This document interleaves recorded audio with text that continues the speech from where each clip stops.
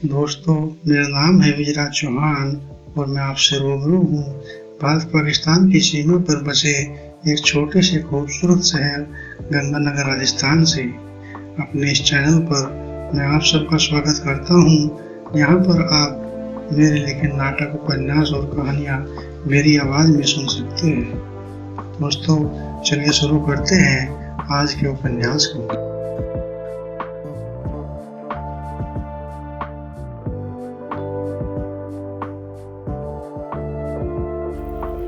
मार्च का महीना आ गया था।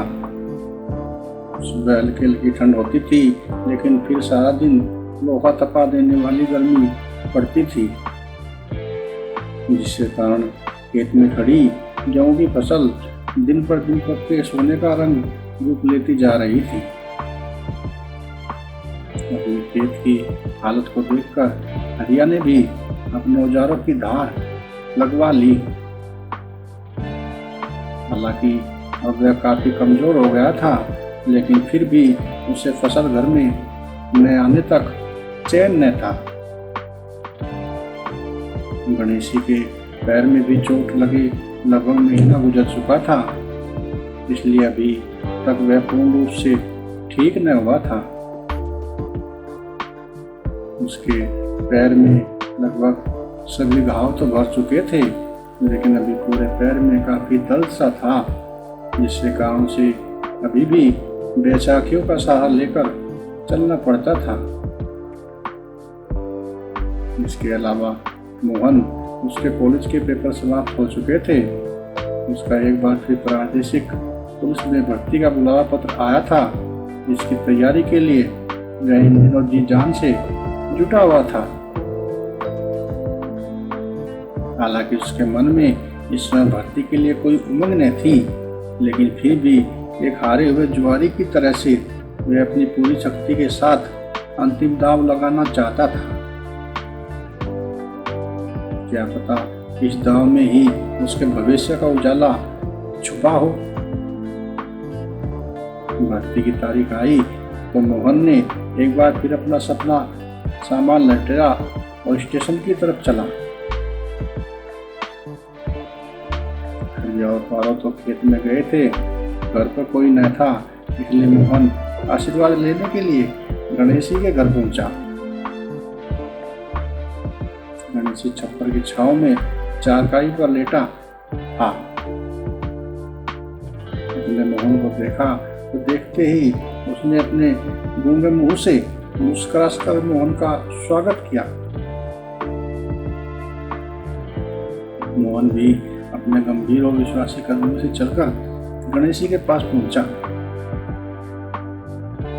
चलते समय उसने अपनी बेचैन नजर दौड़ाई तो देखा बिंदिया छप्पर के कोने में गणेशी के पीछे कुछ दूर बैठी खाना पकाने में चूल्हा फूंक रही थी। मोहन नीचे झुककर गणेशी के पैर छूते हुए बोला,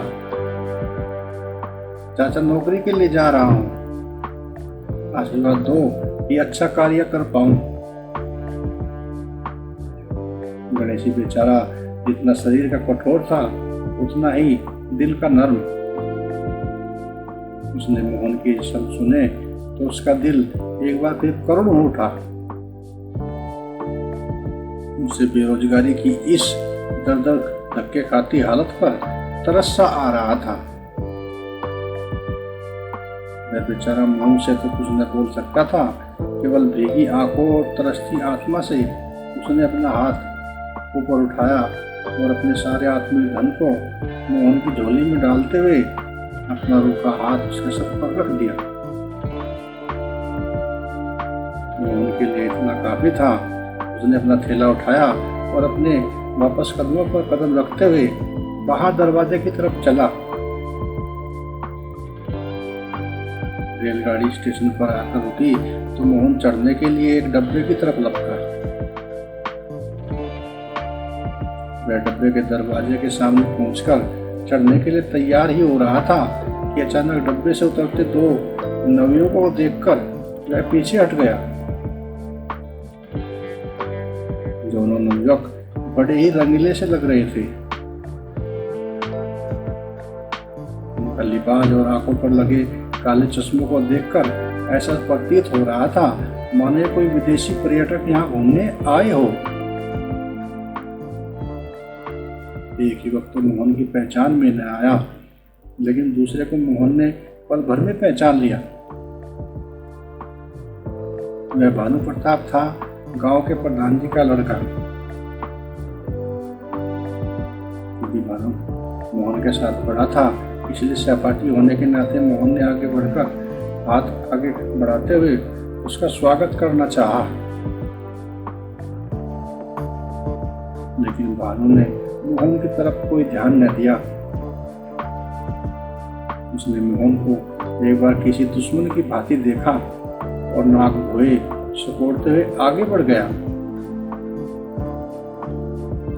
दूसरा लड़का भी उसके पीछे पीछे आगे बढ़ गया। मोहन को ऐसा लगा मानो जो नीचा उसने 12वीं की परीक्षा परिणाम में देखा था उसे भानु अभी तक भूल नहीं पाया था। मोहन इन विचारों में डूबा था कि रेलगाड़ी की सीटी बज गई, जिस सुनते ही वह चौंक कर तेजी से डब्बे पे चढ़ गया। मोहन के ऊपर चढ़ते ही रेलगाड़ी ने अपना कदम आगे बढ़ाने शुरू कर दिए।